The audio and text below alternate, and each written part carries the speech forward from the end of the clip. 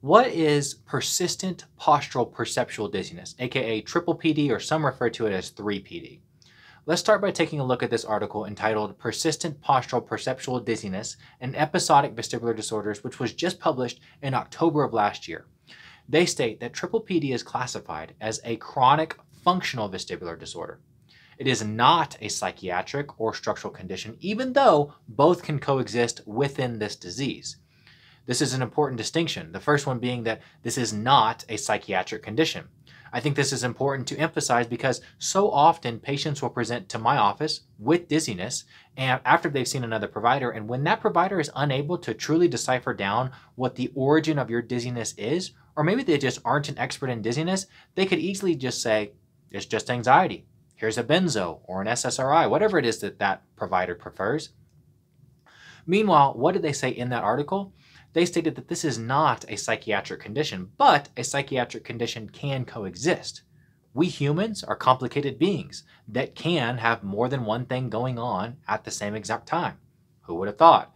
And also, when someone is dizzy and they either aren't sure what's causing it, or maybe they actually know their triggers, like, for example, let's say every time that you're in a real busy visual environment, you get real dizzy, it makes an awful lot of sense to me why that person may be anxious.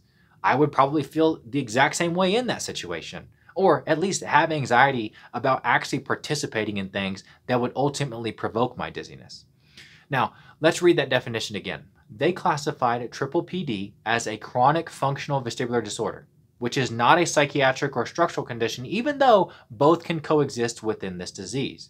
So we already discussed psychiatric, but what about structural? If you've watched this video, you know that we have discussed how approximately 80% of vertigo is peripheral in nature. The word peripheral and structural can be used synonymously in this instance. They're both inferring that you're experiencing dysfunction of some sort within your actual inner ear or vestibular apparatus itself. And we also discussed how peripheral vertigo is most commonly due to a benign process, aka BPPV, or benign paroxysmal positional vertigo. BPPV is when you have crystals that can become dislodged from one part of your ear and make their way into another part which they should not be in. Now I want you to kind of sit back and ponder on that idea a little bit, that being that 80% of all vertigo is peripheral in nature. In most cases are due to this BPPV thing, meaning that when you fall outside of that 80% norm, it becomes a little bit more difficult to find a solution because you have to find someone that specializes in that little 20% anomaly. So what do triple PD patients actually complain of? I mean, obviously they're dizzy, but there are a lot of different illnesses that can lead to dizziness and also a lot of different types of dizzinesses. So what's different about triple PD? In this article, they state that triple PD has characteristics common to other syndromes such as phobic postural vertigo, space motion discomfort, visual vertigo, and subjective chronic dizziness. Now let's break down each one of those and describe what they actually mean. First one is phobic postural vertigo, meaning they become afraid of certain postures. An example would be, let's say every time I lie back, I get real dizzy, so now I avoid that position. I've had a number of patients who will actually sleep upright because of this very reason. Or actually just this week I saw a young lady who has developed a phobia for having her head straight when lying on her back. Anytime she lies down, she turns her head to the right because it's the only position that does not provoke any dizziness. And what was really cool about this gal is that I've only seen her once so far, but within a single hour, we were able to work together enough to where her head could be placed in the center while lying down. Haven't got it past the center yet and to the left, but I've only seen her once thus far, so I'm hopeful and sure that we'll get there.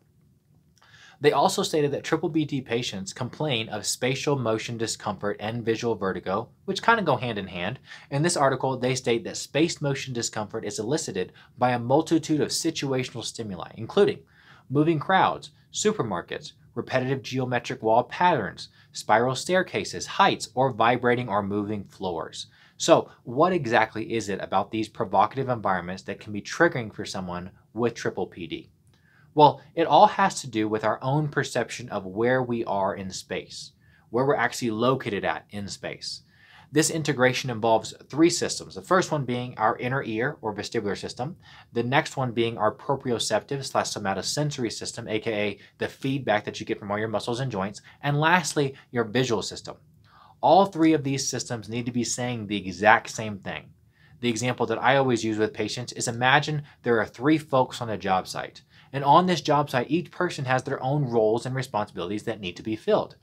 However, if one of those individuals were to call in sick, their job still has to get done. So now those other two folks have to pick up the slack and not only do their own job, but also the job of the guy that called in sick. The same thing, kind of at least, applies to the brain.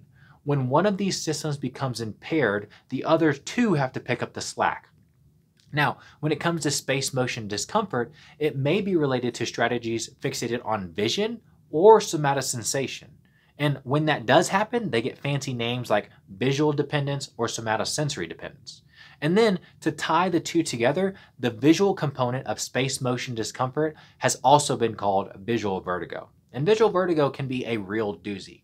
I may have talked about this in the past in prior videos, but I'll never forget this woman who I saw a few years back now at this point, who had visual vertigo so incredibly bad that just me sitting in front of her and nodding my head in agreement to whatever she was saying would make her so dizzy that she'd have to close her eyes.